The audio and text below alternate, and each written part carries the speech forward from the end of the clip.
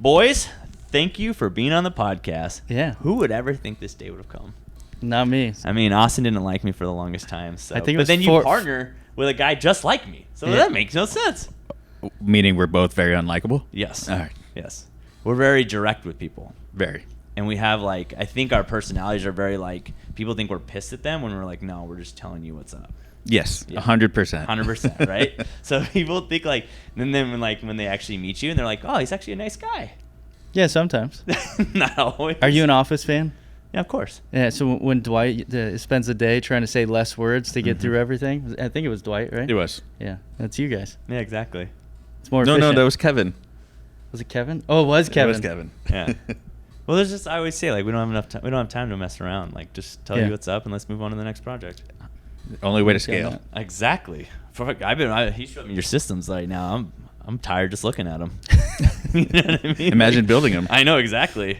That's why I'm here for you guys. So, boys, so you have been with Mint Real Estate. How long you guys created? How long was it been? And what was the reason on joining, coming together, you two?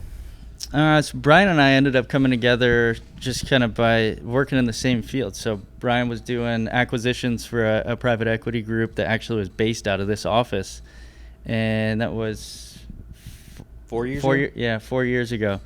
And Tanner Helm, which is how I met you when I first didn't like you. I think about that 4 year point. Yeah. We had that giant condo project that fell apart out in Corona. Isn't it crazy? Like these massive projects, you're like, this is what's gonna make us, and then it's like, and you're like, dang it. And it wasn't even close to coming together. Yeah. Oh, not even close. You're so amped, and then Yeah. it's like Instagram. Everyone thinks you're balling out because you posted on Instagram, and then it's like, yeah, here's a $22 million offer that's over market value. Oh, but you owe $75 million on the project. Great. So, but through that whole thing, Tanner ended up going out of state to really just kind of live a better life than us. He fishes and hangs out with his family. But that kind of left an opening to where, all right, what am I going to do next? And we were trying to plug Brian into some deals off market. And after Tanner left, I just figured that I'd answer his Facebook post for a buyer's agent. Yeah. 'Cause, I wanted to move up in the world. And definitely was not a buyer agent position. oh, okay. It was like the first 20 minutes. Yes. And then from there, it just rapidly grew. It's like, hey, we're getting these hundreds of phone calls inbound every month and no one to take them. Is there any chance you could maybe handle those and help sell some houses to those people? And it's like, yes, definitely. And then it turned out that is a lot of phone calls to take. Yeah. But went through that whole process, building out a brokerage together. I think it was almost a full year and a half. I ended up, during that period, going up to LA, living with my family in Marina del Rey to kind of focus on our flips that were up there. That was our main focus. Once the pandemic hit and things shifted, I felt that we had kind of this hole in our brokerage and needed some more back-end support. And so Brian and I ended up going up to San Francisco, meeting with the team at Side. And that was end of March, beginning of February 2020. Yeah, middle of February or so, right around there. Met with them, and we came back. We're like, we're doing this. Yeah. There's no way we can't do this. Yeah. Because it's so hard. Like, people don't understand. Like, when you're doing it all on your own, it's like there's so many moving parts. And, like, even if they could just take a few things off your plate. Literally anything. Like, anything. Yeah. Like, can you just do one thing for me? Awesome. Let's do it. Yeah. Just consolidate. They had me sold at you don't have to go in zip forms. That's what I was like, this is it. you're like. This sign, is the future sign now. Whatever I owe you, whatever. This we'll is the take it future. right I don't even now. care what my split is. Yeah. I don't have to go in zip forms anymore. Yeah, I don't think I even asked. I don't even know my password to zip forms, to be honest. That's the problem. Right. Well, how funny is this? Is I think it was maybe 45 days ago or so. We figured we have hired some new agents that have never worked in the business. We're coaching and training them. If they ever left us, they would not know how to write an offer because they don't even know what zip forms is. Yeah. It just They've randomly occurred to me one day, and I was like, oh my gosh. Because somebody asked me for a form that was, I didn't want them to have to create a whole new transaction in the app. So I was like, just go into zip forms and, you've never even, So I went to show them, and sure enough, it's like, you have to register first. You're like, what? That's the worst when, like, there's some system you've never used, and, like, you have to, like, renew your license, and, like, my assistant's like, do you know this password? I'm like, I don't even know what you're sending me right now. Yeah. What's a nerd's number? Yeah, exactly. Yeah. Exactly. So Brian, what made you get into the industry? The best part about real estate I think is very interesting is every single person that gets into this comes in a totally different story. It's like everyone, lawyers or doctors or whatever, they all do the same thing. I went to Harvard, then I went to this school, and but real estate's the one job that you can be very successful at that everyone has a different backstory on how they got in or why they got in. Yeah, I really had no chance because I went to Arizona State. So I was like, what are you going to do? You know what I mean? That's not even a college. You know what I mean?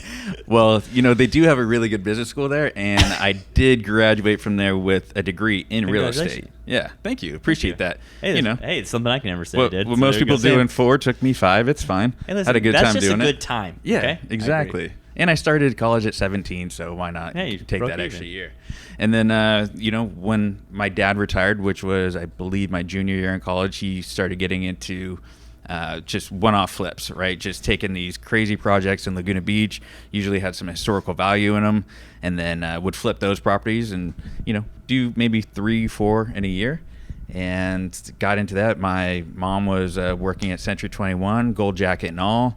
Didn't really like that part of it. I would like more the business side instead of the actual retail part of it. So that's how I got my start, and then it kind of progressed from there to only doing those projects to that not being enough to actually marketing myself, going and getting listings and buyers, and then from there going into the investment side, which is probably our true love in real estate is that side of the business without having to manage the contractors. Yeah. So if I never have to manage a contractor and I'll flip again. They never show up on time and they always under budget. They're supposed to show up on Monday. They show under budget.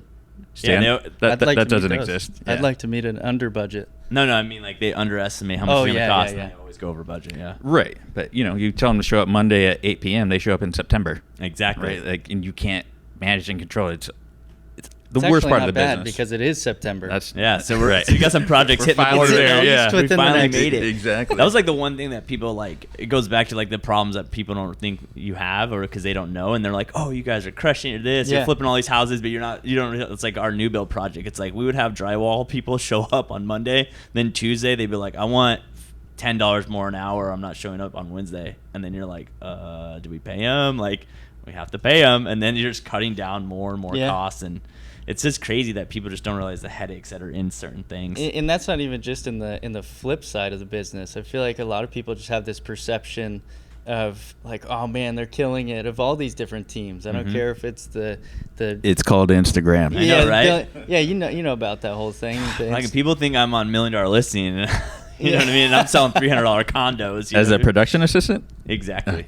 Yeah, exactly. It's just that perception it's such a fallacy because no matter whatever production level you're at, there are always going to be things that are wrong in that business or breaking.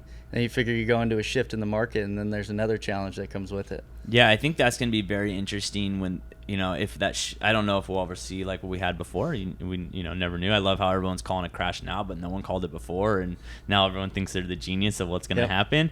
But it is going to be interesting to see the shift because we're so now out there. How many people who are barely making it, that are big old teams or whatever, all of a sudden, like, now they're selling their house. You don't see them on their boats anymore. The cars are gone. Like, that's going to be it'll dry up.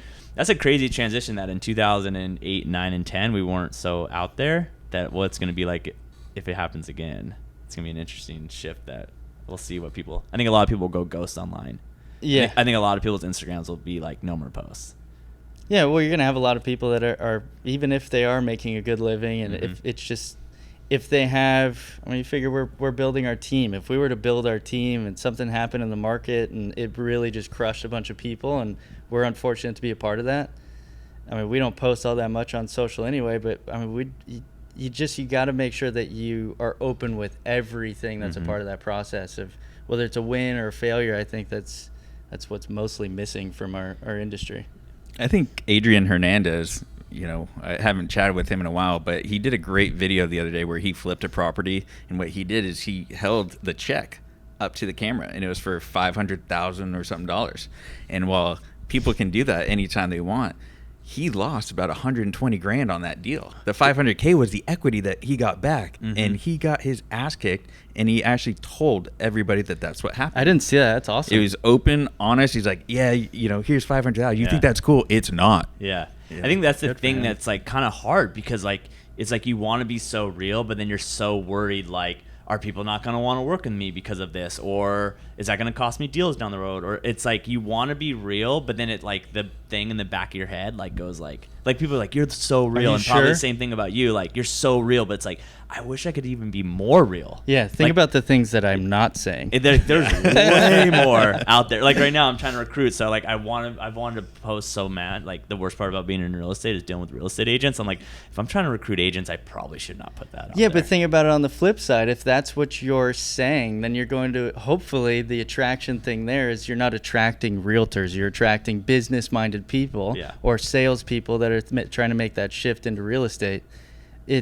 There's always, I feel like even when you're saying something negative, you're attracting what's probably your tribe, your people. For sure. But it's being open and honest with it. So do you guys think, like, for you guys, like, to be co-founders and both running the business, is that, like, you guys have been able to scale faster and grow quicker because you guys are both good at certain things, and that kind of stops We the hiccups? just had that conversation.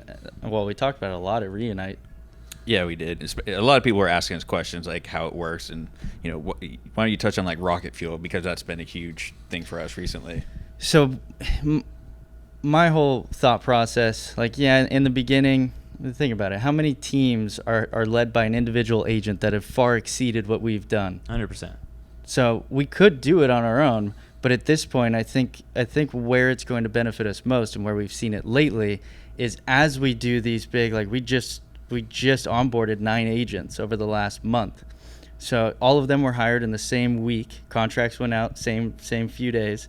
So everyone kind of kicked off at the same time. That took my attention away from the rest of the team. So if I was an individual, I was already spread thin.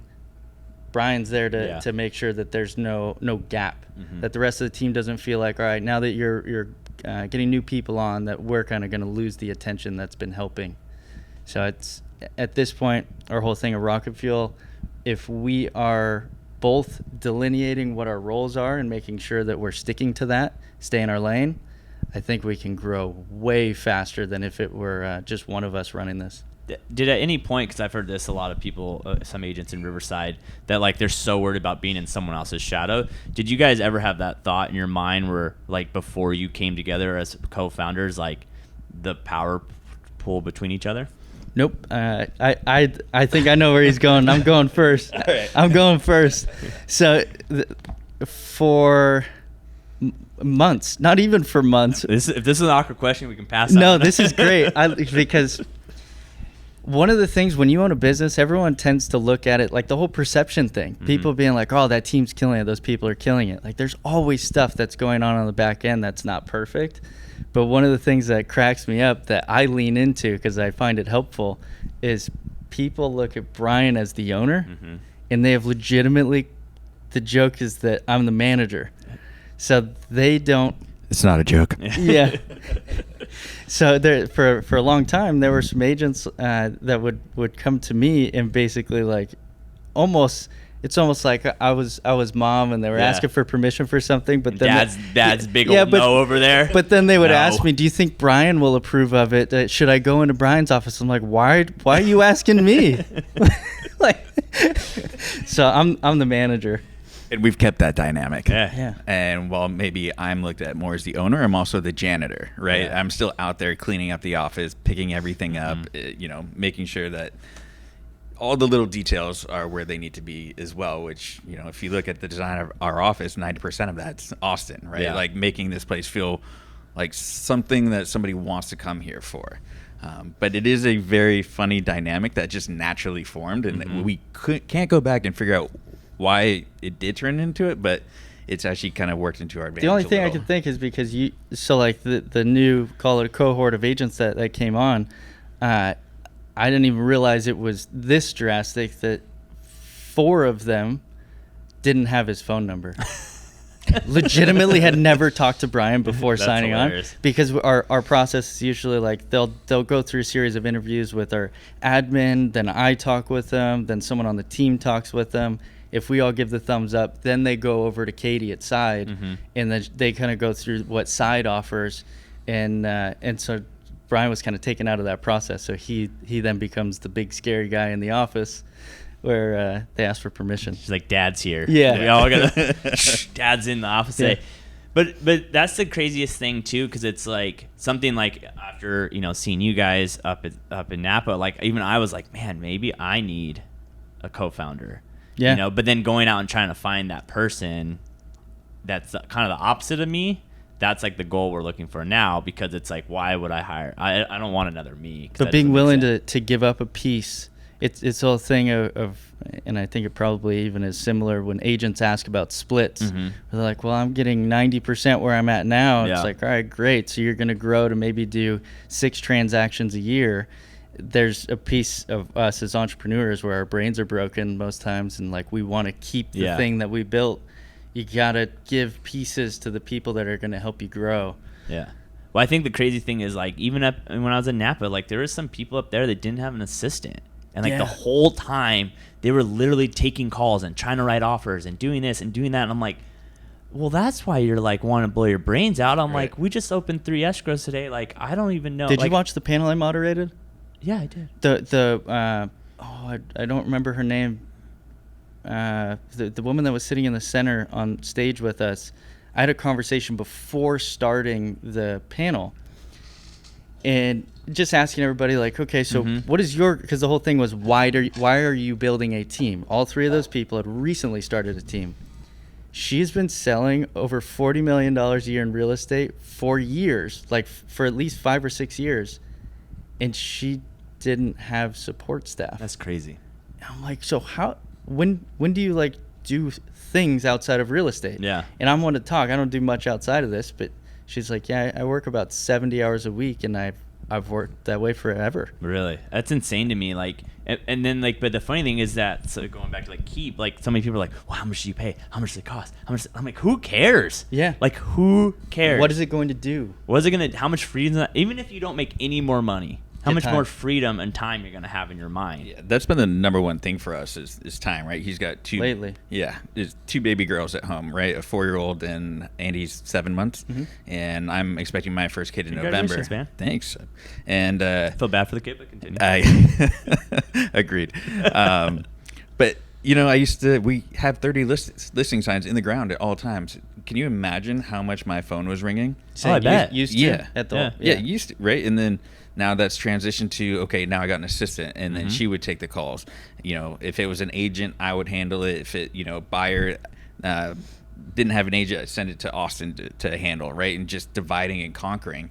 And that's obviously transitioned a bunch in the last couple of years, but I looked at my phone yesterday. I had 1 phone call. Isn't that great? And it was him. Isn't that so right? great? It was should see how many wonderful. calls I have. And I didn't accept it. Sent to voicemail. What a rate. It was wonderful. That was the one thing I learned from my first ever mentor, Joshua Smith, out of Arizona.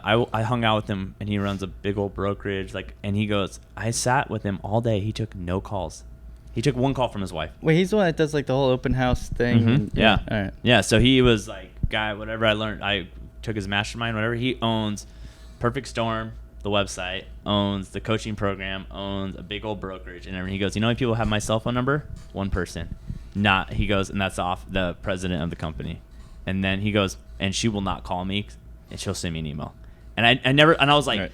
wow, like this guy is literally running all these things, and he took 1 phone call, and his wife, and he even said, he goes, if you text me and I'm not expecting your text, I won't text you back. I was like, good to know. Yeah. Good enough. But it's that balance of like being able to survive. But you can't do that right off the bat. No, it takes time. Yeah. I think everyone has to go through that grind session, and then after you make a certain amount of money and get to a place, then you need to start delegating. Sure. Because what ends up, you just burn out. Yeah, if you wait too long. If you go too long, you burn out. Or you start doing drugs. Oh, yeah, probably. Exactly. Yeah, kind of going back to the whole, co-foundership, right? It's inevitable that you're going to have good and bad times, right? We have both gone through some bad times in the last year and a half since we started this. And while he was down, I was there to support and pick everything up. And then when I was down, he was there. But like, if we didn't have each other, and especially with the team that we have, we keep saying it, Mint would have burned to the ground if we didn't have somebody backing us up. So I really do think that that's something that other side partners and even other people running big teams should look at doing. Just to have that protection. And it's not like mushy gushy, like No. like we're frustrated, I'm sure, as the other one is kind of like going through your the whole entire company is the burden of yours at that time. And even though you kind of like, there's frustrations with it as you go through it, still as you come out of the other side of it, like, all right, if we didn't have that partnership, it quite literally would have burnt to the ground. Well, because you never can check out. It's like people that don't have assistants or showing agents. That's why I got a showing agent. It's like, I can't even go out of town. Like when I was in Napa, I'm like, people want to see houses. I'm like calling random agents of like buddies, brokerages I know, and I'm like throwing on Instagram, like, I will pay cash to go open a door right now. Like if you can go open a door, I will give you cash money in your Venmo account right now.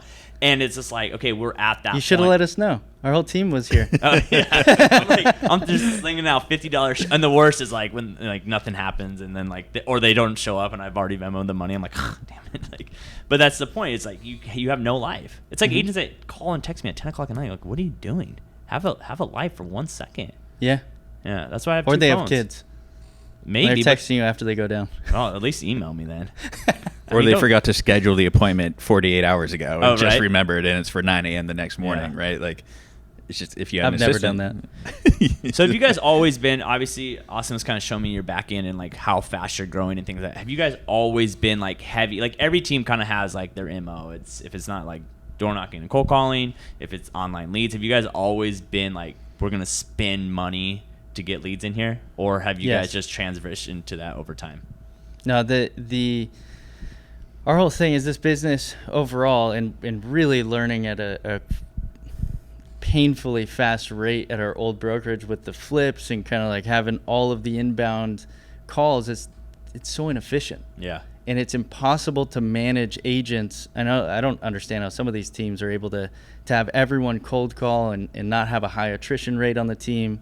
So our model was, if we can figure out how many leads it's going to, or how much it's going to cost per lead, and how many leads we need to get to our conversion rate, and figuring out how it becomes profitable, and we had already kind of gone through that process before, that's a predictable business model that we can actually scale.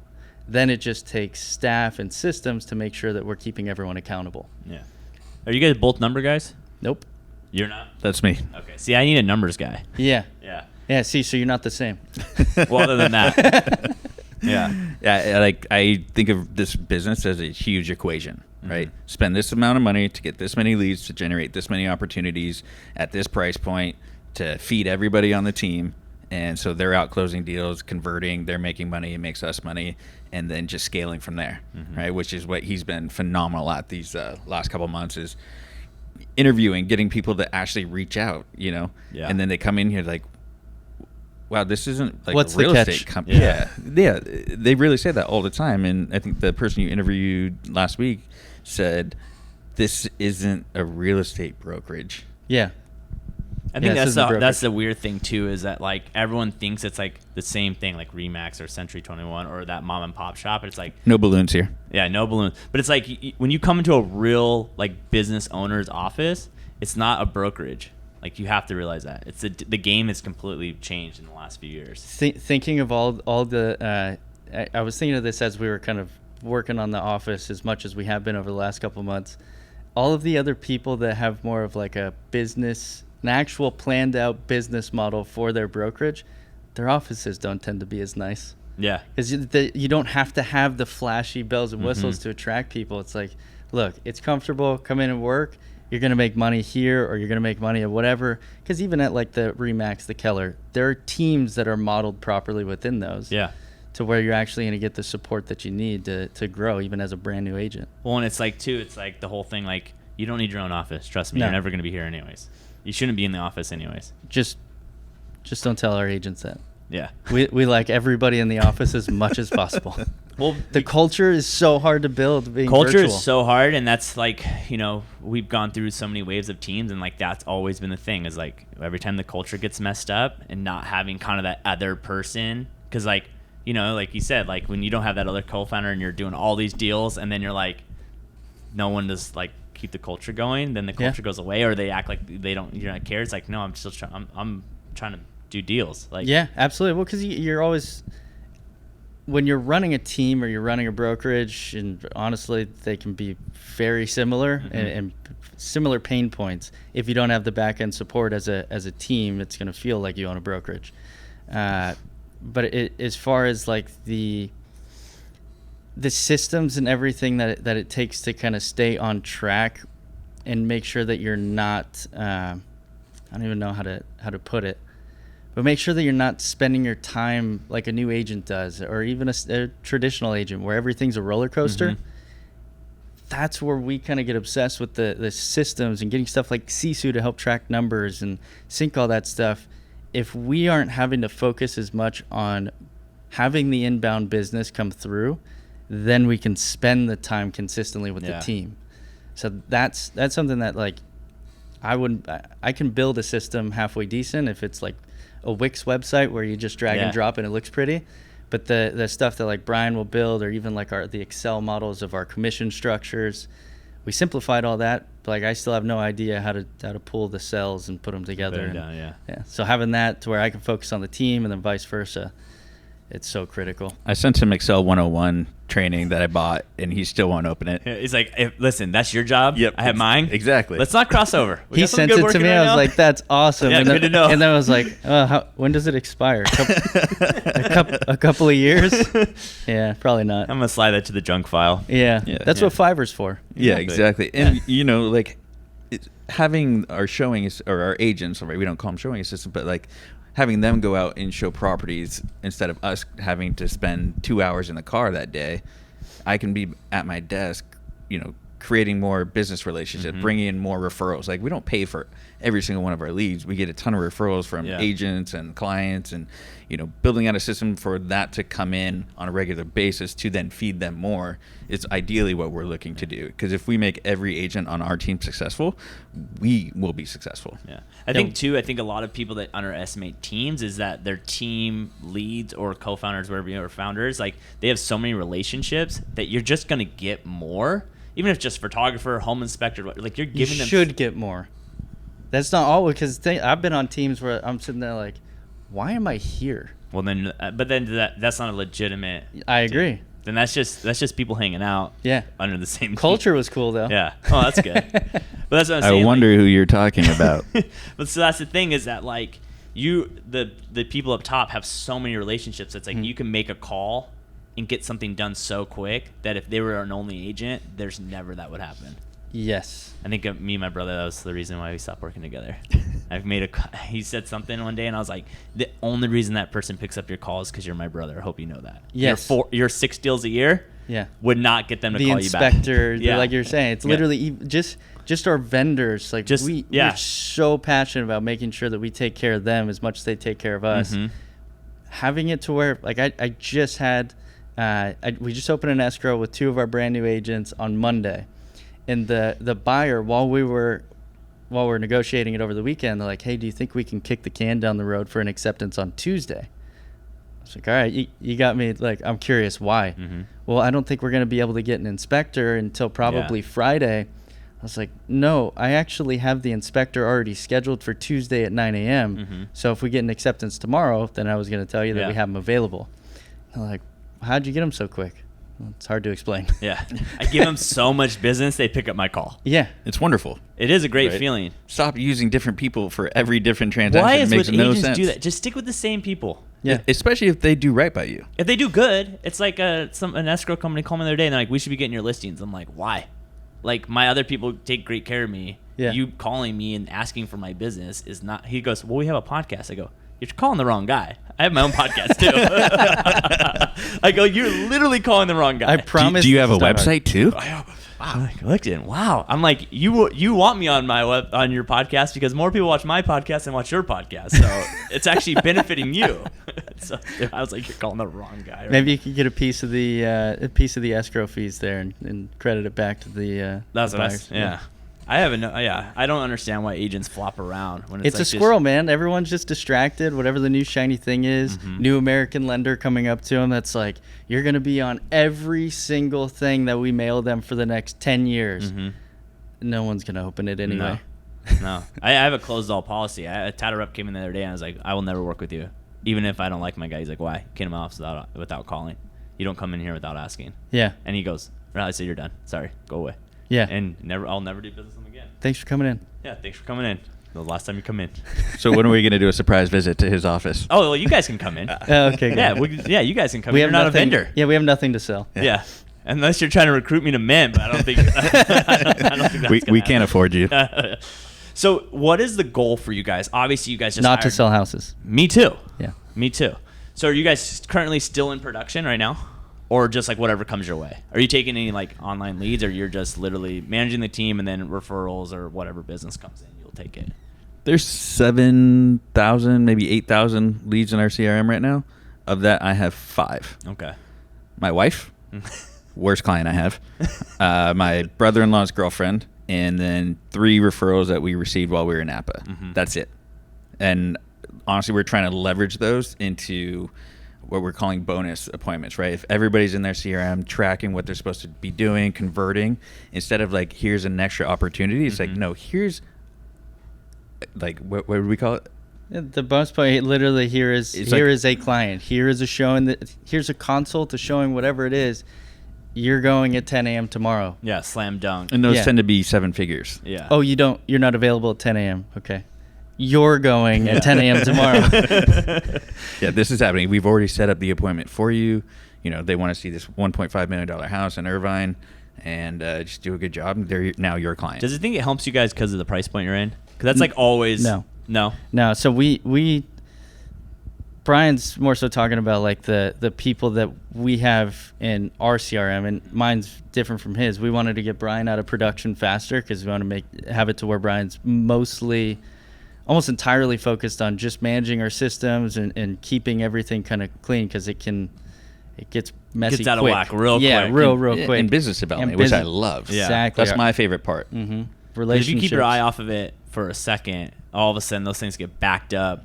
In a second's a month. Yeah. Like it really, like a month will blow by, no problem. I when tell you you, get the into a first busy of the month, season. I have to write my rent check so often. It's unbelievable. Every time I turn around, it's the first of the month. I'm like, I just wrote this check. Yeah, no What kidding. am I doing?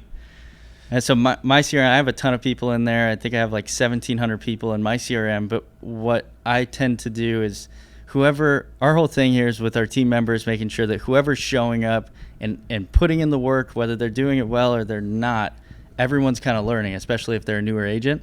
If someone is really putting in the effort, I bring them into my CRM and say like, hey, here's 50 to 100 people, like call through these people.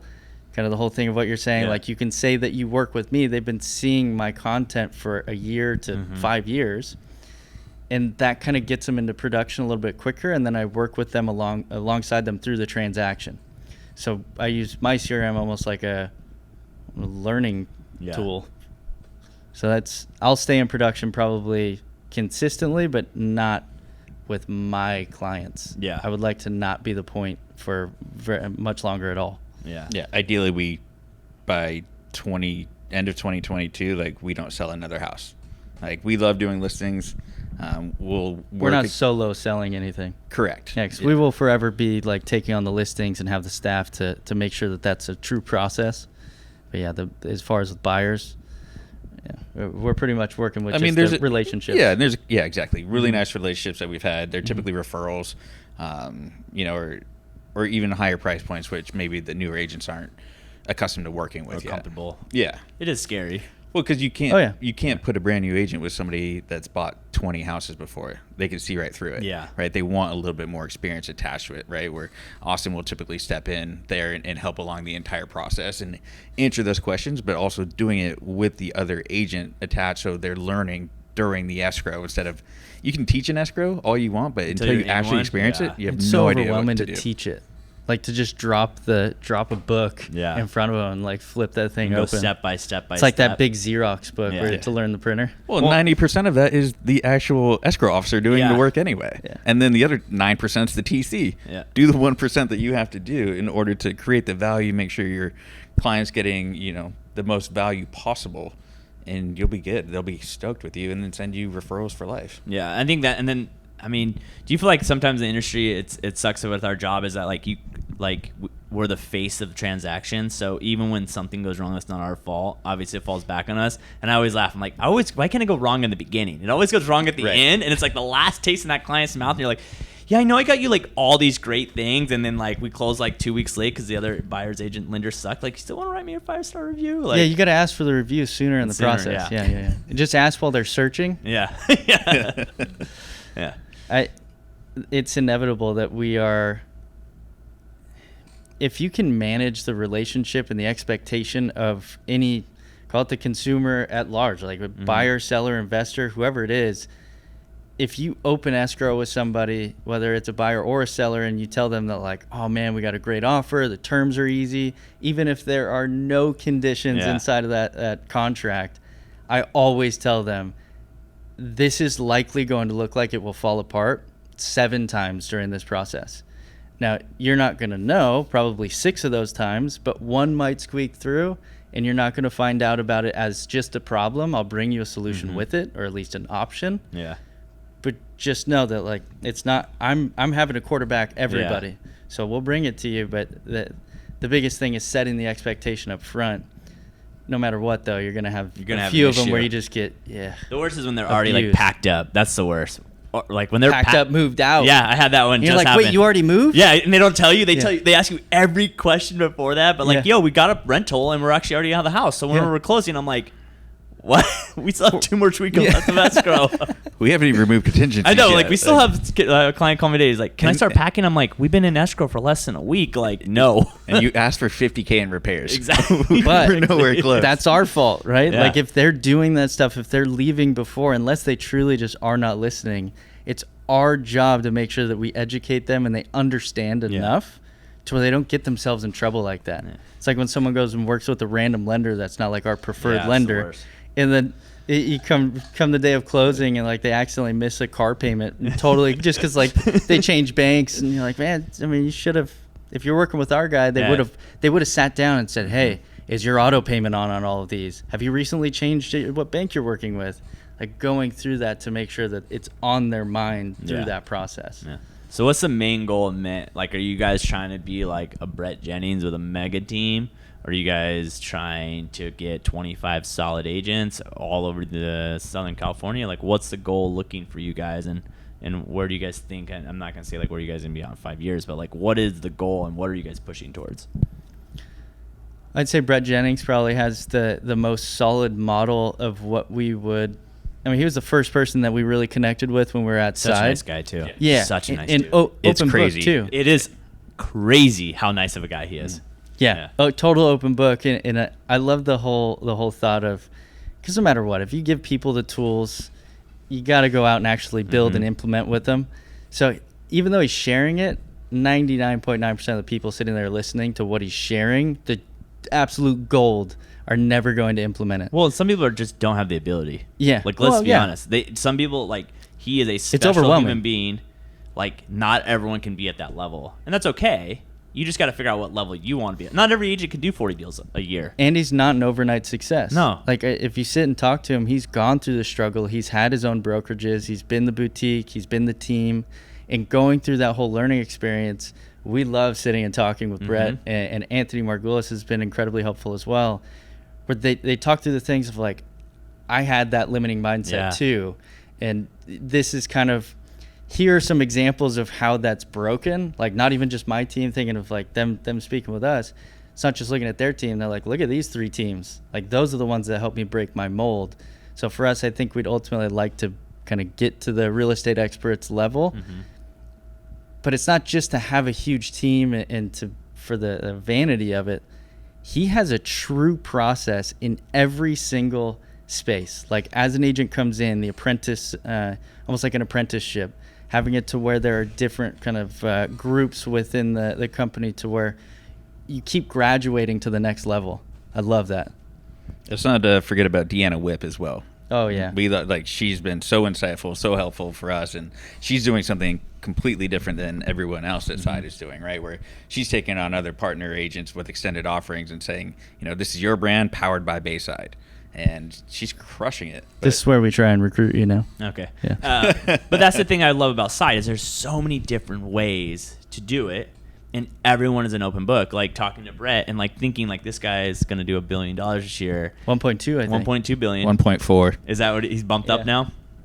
And he's like on the podcast, like year 5, he was like, this is where I was mentally at. And I'm like, oh my God, I'm at year 5.5 too. And that's where I'm mentally at. And he goes, yeah, and this is what I got through it. And this way. It's like, dude, like even someone like on this pedestal that everyone puts on, it's like, dude, he goes to the same, he's been in the same places that we've fail all been. faster, fail bigger. 100%. And that's the thing. He's on a bigger scale. So if he fails, more people are going to know about it. And you learn a lot.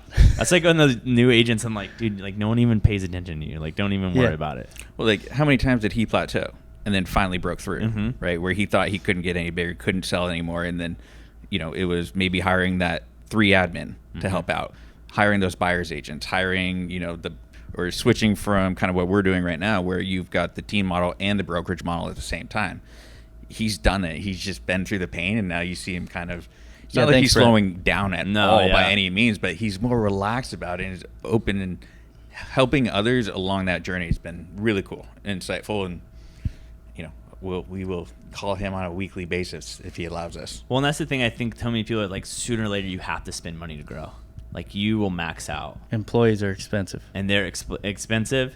Employees in California, office space. Yeah, 100%.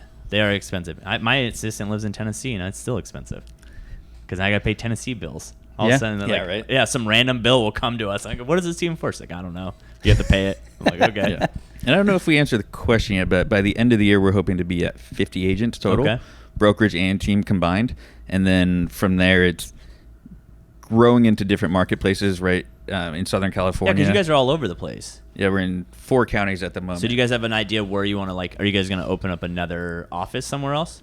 As of right now, we might do kind of like the WeWork style thing, like Kenny Trong that's up in Oakland. He's been doing that to where as he expands, he'll kind of grab little pieces of office space, and then as he gets traction, stuff like Flex and lead flow, then he'll build out an actual office.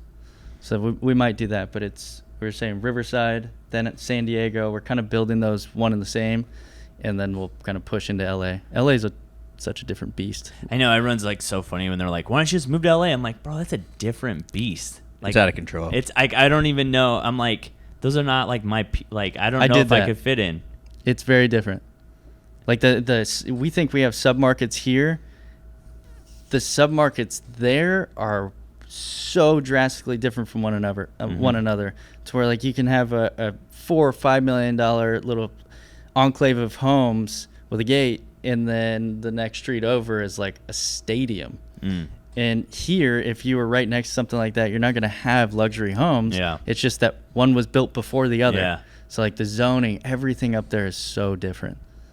Yeah, it's crazy. It's like, yeah, cool, you might have a higher price point, but like there's more headaches that go to that. I mean, even my photographer's like, yeah, I'm doing this $10 million house. I'm like, cool. He's like, yeah, I'm charging the agent $10,000 just to do photos and video and drive around and do video of the city. And I'm like, 10 grand.